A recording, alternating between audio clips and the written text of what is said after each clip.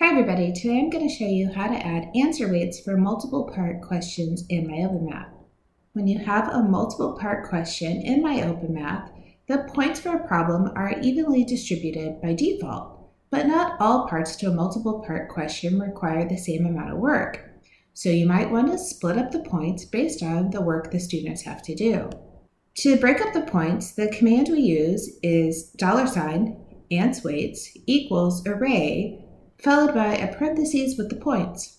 When you're putting in the points, which I called ABC in the example, you want to give the portion of points each piece of the question should receive. As you're giving points, you want to make sure that it adds up to 1. You're giving the portion of the total points. You're not saying 5 points for the first part, 3 points for the second. You're just giving a proportion. Let's take a look at a couple problems so I can show you what I mean. In this particular question, there are 4 parts. The last part is a yes-no question. Let's say a student doesn't do the first 3 parts, but gives a guess to the last part.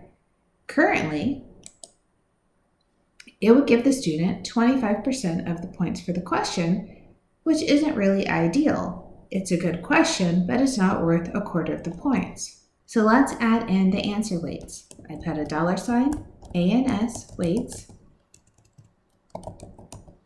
equals, then array.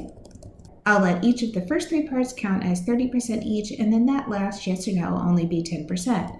I'll put in 0.3, 0.3, 0.3, and then 0.1.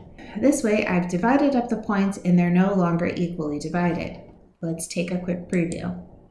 So let's again put in an answer, submit it without answering the first 3, and notice this time that only counts as 10%. To get the real bulk of the points, the student is going to have to do the first 3 pieces as well. This might also be helpful for a question where students do a calculation and then add on the units. You probably want to give a lot of points for the calculation and just a few points for the units. Just remember to put in the answer weights as an array with decimals that add up to a total of 1.